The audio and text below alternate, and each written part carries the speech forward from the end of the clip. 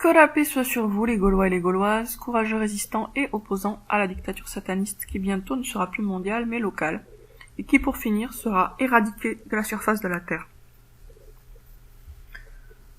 Je commence par vous parler d'une distraction qui n'est pas abrutissante. Bon, on vit quand même dans une période qui est extrêmement difficile. Clairement, il y a des moments où on a besoin de faire un break mentalement, quoi, de se ressourcer. Alors bien sûr, la façon la façon la meilleure de se ressourcer quand c'est possible, c'est d'aller dans la nature, à mes yeux en tout cas. Ça fait vraiment du bien, c'est réellement apaisant, on se connecte à la création de Dieu, on se remet en phase avec l'univers naturel, donc ça fait du bien. Maintenant, c'est pas toujours possible, et puis bon, là il fait très froid, etc. Alors, dans les divertissements qui font réellement du bien, il y a les bons films, mais ils sont tellement rares que bon... Et il y a les bons livres. Alors, dans les bons livres, il y a un auteur que je vous recommande, c'est vraiment de la distraction pure, mais de la distraction qui fait vraiment... où il y a rien de mauvais, quoi. C'est-à-dire que c'est une distraction qui est, entre guillemets, pure. C'est les romans de P.J. Wodehouse. C'est un auteur britannique. Alors, il date de... il est né en 1881, mort en 1975. C'est un humoriste. Et en fait, ses romans se passent toujours dans un univers assez protégé. C'est des histoires assez rocambolesques et marrantes, très marrantes même. Avec souvent une petite intrigue sentimentale pour corser le tout. Et ce qui fait qu'il est vraiment drôle, c'est un auteur qui est vraiment connu pour ça, pour son humour. C'est sa façon de tourner les choses. Il fait des métaphores hyper rigolotes. Je me rappelle une fois, ça m'avait marqué, 2 métaphores de Wodehouse qui m'ont marqué, mais il en fait plein de ce style. Une, c'était, il tremblait comme une méduse posée sur le capot d'un tracteur. Vous voyez le mélange, quoi. Le mélange de la mer et de la terre dans la métaphore. Et une autre, il devint rouge comme l'explosion d'une usine de sauce tomate au coucher du soleil. Donc vous voyez le genre d'humour qu'il peut y avoir. C'est vraiment un humour qui repose sur la créativité verbale.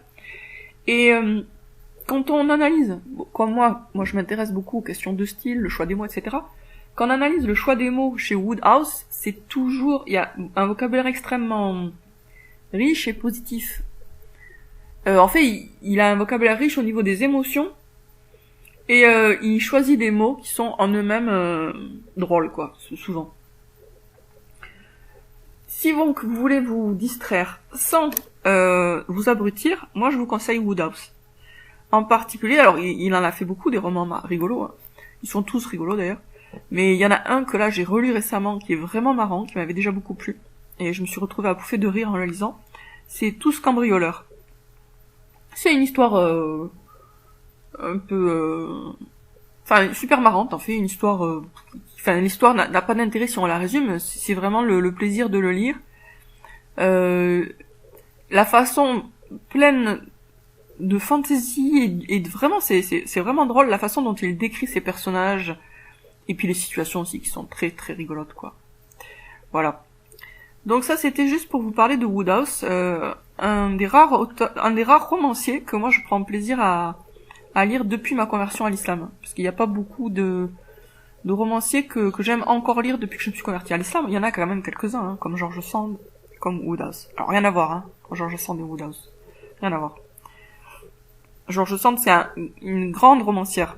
Bon, Wodehouse, c'est marrant. Mais c'est marrant, mais il y a rien de mauvais, quoi. C'est sympathique. Les personnages sont sympathiques. Il y a rien de dérangeant. D'ailleurs, si vous avez des enfants, qui ont à partir de, je dirais, de 12 ans, si vous leur faites lire du Wodehouse, ça leur fera que du bien, quoi, en termes de langue, et puis même de ce qui se passe dans le roman. Ensuite, je voulais aussi vous reparler de la question de la dignité de la femme, dignité de l'homme. Le mot dignité, de nos jours, il est associé souvent à suicide. C'est malheureux quand même, hein. Ça montre bien comment le vocabulaire et le dictionnaire est perverti et falsifié. Parce que la dignité, dans son vrai sens, n'a strictement rien à voir avec le suicide. Et de nos jours, c'est associé. Pourquoi? Parce qu'il y a une association qui s'appelle Dignitas, qui permet aux gens de se suicider en Suisse, déjà. Et ensuite, parce que il y a beaucoup de discours politiques ou pseudo-politiques ou idéologiques qui associent suicide et dignité. Alors, je vais essayer de le prouver. J'improvise, comme d'habitude d'ailleurs. Vous avez peut-être remarqué que c'est pas du tout préparé à l'avance, mes vidéos. Ça veut pas dire que je réfléchis pas en dehors de mes vidéos, mais je veux dire, le contenu même de la vidéo, il me vient en général au moment où je la fais, quoi. Alors donc, je vais regarder dans Antidote si on trouve suicide avec dignité. À mon avis, on doit pouvoir le trouver. Est-ce que c'est dans... Et ça... Oui, c'est par les connotations des mots que le vocabulaire est falsifié progressivement. On change les connotations, puis après on change les définitions, et puis parfois on finit par supprimer carrément le mot. Alors je cherche dignité, dans Antidote. Dignité humaine, principe selon lequel un être humain doit être traité comme une fin en soi, ouais, ça c'est bon. Synonyme, grandeur d'âme, élévation, générosité, grandeur d'âme, hauteur, mérite, noblesse, sublime, sublimité, valeur, vertu. Décence, bienséance, bon ton, chasteté, convenance, correction, décence, délicatesse, discrétion, éducation, fierté, gravité, honnêteté, honneur, modestie, politesse, propreté, pudeur, quant à soi, réserve, respect, retenue, sagesse, sobriété, tact, tenue, vertu. Décence, gravité, majesté. Décoration, égard, élévation, faveur, honneur, prérogative, promotion. Alors, les antonymes de dignité, bassesse, indignité, laisser aller, familiarité, grossièreté, vulgarité. Avilissement, déshonneur. Alors, les co-occurrences maintenant. Les co-occurrences, c'est-à-dire les mots qu'on retrouve associés avec dignité. Bon, il y en a beaucoup. Il y en a trop pour que je les cite. Champ lexical, voilà, j'en étais sûre. J'ai pas vérifié, hein. Je vais deviner parce que... Alors, champ lexical, respect, atteinte, euthanasie. Eh ben oui, forcément, hein. Il faut qu'il y ait l'euthanasie associée avec la dignité. Et l'euthanasie, c'est quoi? C'est soit le meurtre, soit le suicide. Une euthanasie, soi-disant, étymologiquement, c'est la mort douce. Mais en réalité, c'est donc une mort délibérée. Donc, soit c'est un meurtre, soit c'est un suicide délégué à quelqu'un d'autre. Alors, est-ce qu'on va trouver suicide aussi? Donc, euthanasie, liberté, honneur, droit, intégrité, souffrance, dignité et souffrance. Pourquoi sont-ils associés? Parce que toujours derrière, il y a le suicide qui se profile. Fierté, bon, humiliation, ça c'est pas ça le contraire, oui, ça c'est bon. Compassion, bioéthique. Vous voyez? Souffrance, bioéthique, euthanasie. On est vraiment dans le vocabulaire de dignité, mourant.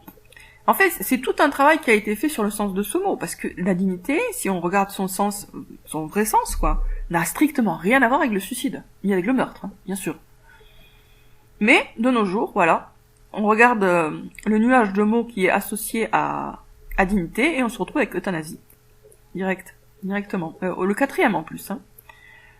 Alors, femme, mourant, voilà, mourant, mort. Dignité, mort. C'est mourir, c'est faire preuve de dignité. En fait, il y a une publicité pour la mort, hein, derrière tout ça. Misère, malade, honte. Voilà, suicide, je l'ai trouvé. Vous voyez, dans le champ lexical de dignité, on trouve suicide. Et ça, c'est un truc de fou, en fait. Il y a un siècle, c'était même pas... personne n'aurait compris. D'ailleurs, il y a rien à comprendre. C'est pas logique, hein. Donc, suicide fait partie du champ lexical de dignité. Il y a prostitution aussi. Et burqa, bon, ça on va dire à la limite. Palliatif, dégradant, assisté, donc suicide assisté. Mourir, voilà, mourir. Donc on a trouvé mort, souffrance, assisté, euthanasie, suicide. Associé à dignité. Alors que le sens de dignité, c'est fonction ou charge donnant un rang éminent à une personne. Quel rapport avec le suicide? En réalité, il n'y en a strictement aucun. Aucun. Noblesse. C'est quoi le rapport entre noblesse et suicide? Il n'y en a pas. Mais, ténébrifères et ses sbires ont travaillé à associer de la façon la plus étroite possible dignité et suicide. Comme si le fait de se tuer était en soi la preuve d'une dignité humaine. Donc, inversion totale des valeurs, ce qui est une fuite de la condition humaine. Hein. Se suicider, c'est vouloir éviter sa condition humaine, vouloir éviter ses responsabilités, vouloir éviter donc la noblesse d'être un homme ou une femme, a été redéfinie à l'envers pour que ce soit une preuve de dignité. Alors ensuite, je voulais dire juste quelques mots par rapport à la dignité humaine. Donc, on retrouve dignité avec humain, bon là, j'ai pas de problème avec ça. Mais, comme j'ai déjà dit, j'insiste, concrètement, on n'est pas un être humain, concrètement. Enfin, on est théoriquement un être humain, oui, mais concrètement, on est soit un homme, soit une femme. Ce qui fait que la dignité humaine est une abstraction, et quand on parle de dignité de l'homme ou de dignité de la femme, on est déjà plus près du réel. L'idéologie, c'est un discours qui est disjoncté, qui est séparé, qui est distinct de la réalité. Quand on veut vraiment quand on veut vraiment agir sur le monde réel, il faut fuir le discours idéologique pour aller vers quelque chose de vraiment connecté de plus sera des pâquerettes, si je puis dire. C'est-à-dire qu'en fait, il y a des discours qui sont trop abstraits, trop loin de ce qui est dans la réalité, et il y a les discours qui sont bien connectés au monde réel. Parler de dignité de l'homme et de dignité de la femme, c'est être plus connecté au réel que de parler de dignité humaine. Alors après, je dis pas que dignité humaine n'a pas son utilité, hein. Ça peut avoir son utilité, cette expression, dignité humaine. Mais je vous fais remarquer que parler de dignité de l'homme et de dignité de la femme, c'est être plus proche de la réalité que de parler de façon plus vague, plus générale, et donc plus flottante, on peut dire, plus nébuleuse, de dignité humaine. La dignité de la femme n'a pas exactement le même contenu que la dignité de l'homme. Bien sûr, il y a beaucoup de points communs, hein. Il y a beaucoup de points communs. Mais il y a aussi quand même quelques différences. La dignité de la femme n'est pas calquée sur la dignité de l'homme. Il y a des nuances. C'est pas tout à fait la même chose. Même si un bon pourcentage est commun, je suis d'accord. Hein. C'est un peu comme la silhouette. Vous voyez, entre la silhouette d'un homme et la silhouette d'une femme, il y a beaucoup de points communs, bien sûr. Les bras, la tête, hein. Mais il y a aussi des différences. Les courbes ne sont pas tout à fait les mêmes, etc. Donc, de la même façon, la dignité de l'homme n'est pas tout à fait la dignité de la femme, et réciproquement, la dignité de la femme n'est pas tout à fait la dignité de l'homme. Et vous voyez que même si je suis en un certain sens féministe, je ne suis pas féministe universaliste. Je ne pense pas que l'homme est une femme comme les autres, ni que la femme est un homme comme les autres. Voilà. Donc, qu'est-ce que j'ai fait dans cette vidéo ? Vous présenter P.J. Wodehouse, romancier humoristique anglais qui a fait des romans très rigolos, vraiment, et que vous pouvez faire lire à vos enfants si vous avez des enfants, je dirais à partir de 13 ans, bah ça dépend après de leur niveau, mais ou des adolescents, hein, ou vous. Et ça fait du bien parce que il y a beaucoup d'humour, 2, il évoque des histoires sympathiques avec des personnages sympathiques dans des cadres sympathiques, souvent dans un beau château en Angleterre où il fait beau, il y a les fleurs, etc. Donc en fait, ces romans, c'est un peu un euphorisant ou un antidépresseur. La lecture de ces romans constitue un peu une bouffée de gaz hilarant, quoi. C'est-à-dire que ça met réellement de bonne humeur. On est plongé dans un univers très sympathique. Et où il y a aucun problème, hein. Si vous êtes même un strict musulman ou une stricte musulmane, il y a rien qui peut vous choquer là-dedans, hein. Sauf bien sûr le fait que vous êtes en train de lire un roman, bien sûr. Mais bon, à part ça, dans le roman lui-même, il y aura rien qui va vous poser problème. Quand il y a des histoires d'amour, ça se termine par des mariages, personne ne trompe jamais personne. Bon, c'est vraiment un univers moral qui est vraiment très très très pur, Wodehouse. Et c'est super rigolo. Enfin moi en tout cas je trouve que c'est super rigolo. Ensuite, de quoi je vous ai parlé aussi ? De dignité. Dignité est un mot important qui a été associé de force et de manière contre nature contraire à l'esprit de la langue, contraire à la logique, contraire à tout, contraire au bon sens, qui a été associé à suicide. Ce qui fait que maintenant, comme vous avez pu voir, dans le logiciel Antidote, on retrouve dans les co-occurrences avec dignité, des références à la mort, au suicide, à l'euthanasie, etc. Ça, c'est un travail de ténébrifères et de ces sbires qui sabotent le vocabulaire pour valoriser le suicide, bien sûr, hein, et pour dégrader la dignité, les deux. Mais enfin, c'est principalement pour valoriser le suicide et légitimer le meurtre, rebaptisé euthanasie.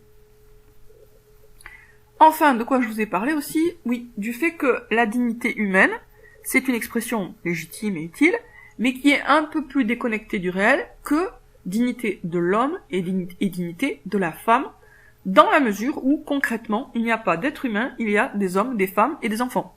C'est concrètement, dans la réalité, on ne rencontre pas d'être humain, parce que l'être humain, c'est générique. Ce qu'on rencontre, c'est un homme, ou une femme, ou une petite fille, ou un petit garçon. Voilà, un enfant. Donc, la dignité de la femme et la dignité de l'homme, ce sont des façons de dire qui sont plus proches de la réalité et donc plus intéressantes pour quelqu'un qui veut agir sur la réalité que dignité humaine, expression un peu plus déconnectée du réel.